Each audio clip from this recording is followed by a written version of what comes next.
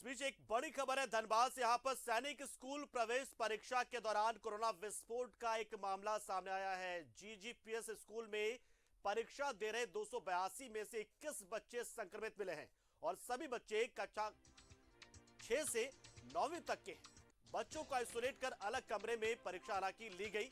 ये बड़ी जानकारी है, आइसोलेट करके परीक्षा ली गई है एहतियात के तौर पर। तो ये बड़ी खबर अपने आप में है। सैनिक स्कूल के लिए परीक्षाएं ली जा रही थी। हालांकि अब यह देखना होगा क्या इसके लिए कोई प्रावधान अलग से था।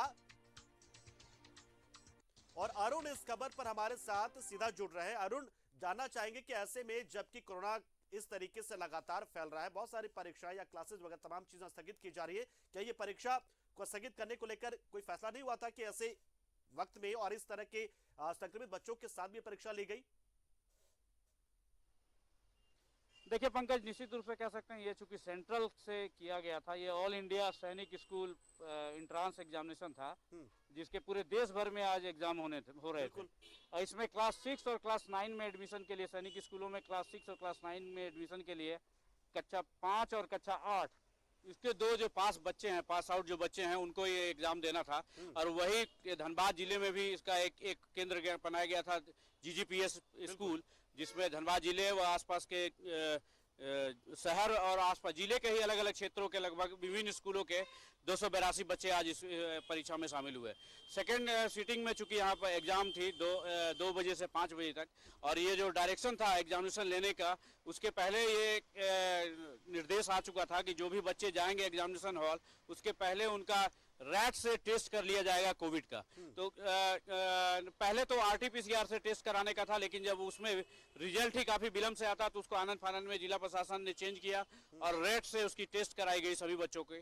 और 282 में से 21 बच्चे जो हैं वो संक्रमित पाए गए। तो जो जिस तरह का जो गाइडलाइन दिया गया था सभी के लिए पहले से ही एक अलग से कमरे तय किए गए थे और बच्चों से पूछा गया अगर वो एग्जाम देने को तैयार थे तो उनको एग्जाम में बिठाया गया, अन्यथा जो घर जाना चाहते थे उनको घर जाने के लिए स्वीकृति थी। लेकिन सभी बच्चे एग्जाम में शामिल हुए तो उनको अलग एक कमरे में बिठाकर सभी को एग्जाम लिया गया। 5 बजे जब एग्जाम अब खत्म हुआ तो उस पहले जो सभी जो कुशल बच्चे हैं उनको बाहर निकाला गया, उनके अभिभावकों के साथ भेजने का काम किया जा रहा है। और उसके बाद संक्रमित जितने भी बच्चे हैं सभी के अभिभावकों से संपर्क किया गया और उसको लेकर वो अगर उनके पास उनसे होम आइसोलेशन के लिए ऑनलाइन तत्काल उसी जगह पे आवेदन देने को कहा गया है। जिनके घर में जो व्यवस्था है वो तुरंत अपने बच्चों को होम आइसोलेशन के लिए ले जाएं, अन्यथा जिनके पास नहीं है वो उनके लिए थोड़ी दिक्कत है, उनको अस्पताल जाना पड़ेगा। ऐसी स्थिति में पंकज एक चीज ये भी पता चला है कि कुछ ऐसे भी बच्चे उस एग्जाम में शामिल हुए हैं जो पढ़ तो रहे हैं धनबाद जिले के ही स्कूलों में लेकिन हैं वो बिहार के। तो वैसे बच्चों के साथ क्या हो, इसको लेकर वहाँ जो टीम है जो कोऑर्डिनेट कर रही है पूरे एग्जाम को, उसके लिए एक सोचने वाली बात है। और उसने धनबाद जो स्वास्थ्य विभाग है, जिला प्रशासन ने उससे संपर्क किया है।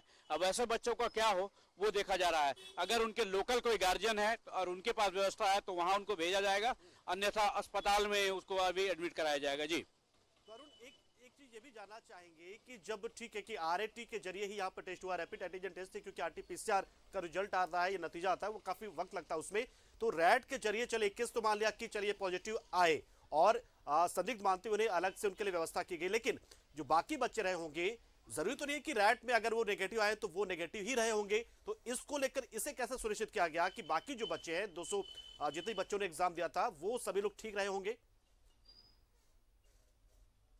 देखिए वो पंकज, जैसा मैं पहले भी बताया, जितने बच्चे भी संक्रमित मिले सबको एक ही कमरे में आइसोलेट कर दिया गया और वहीं उनसे पूछा गया कि वो एग्जाम में शामिल होंगे या नहीं।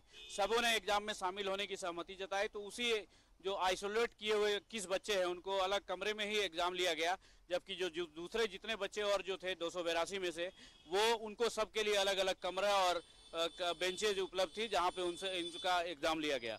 तो पूरी तरह से जो निर्देश था उसका पालन किया गया। लेकिन ये अपने आप में बहुत बड़ी एक चौंकाने वाली बात है, चूंकि ये क्लास 5 से पास आउट बच्चे हैं, क्लास 8 से पास आउट बच्चे हैं, और इनका इतनी संख्या में एक साथ संक्रमित पाया जाना बहुत कुछ संकेत देता है।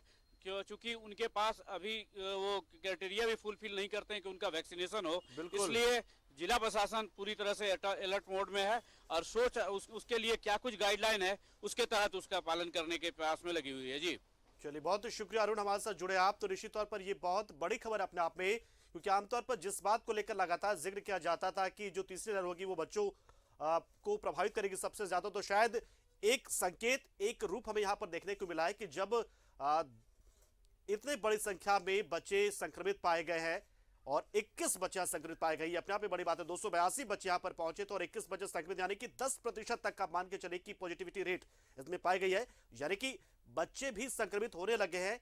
हालांकि उम्मीद हम ये करेंगे कि चूंकि रैट टेस्ट था, रैपिड एंटीजन टेस्ट, तो रैट का ये टेस्ट नेगेटिव हो जाए, ये हम उम्मीद करेंगे कि आरटीपीसीआर जब इनका हो तो नेगेटिव हो जाए, ताकि बच्चे हमारे कुशल रहे, सुरक्षित रहे।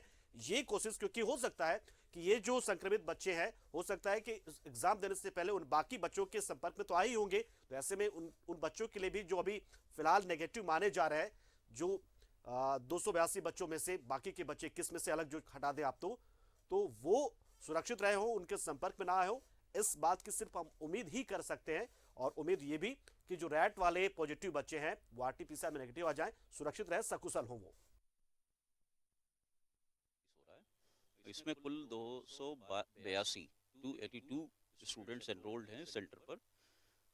इसमें आज सुबह जब आरटीपीसीआर के लिए टीम आई थी स्वास्थ्य विभाग की, तो उन्होंने रैपिड एक्शन टेस्ट किया और उसमें 21 बच्चे कोरोना पॉजिटिव पाए गए किट के हिसाब से।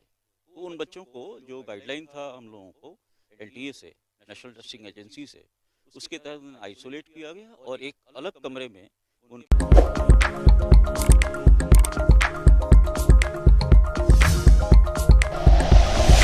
Like and share videos, subscribe करें हमारा चैनल और प्रेस करें बेल आइकॉन। News 11 भारत, सच है तो दिखेगा।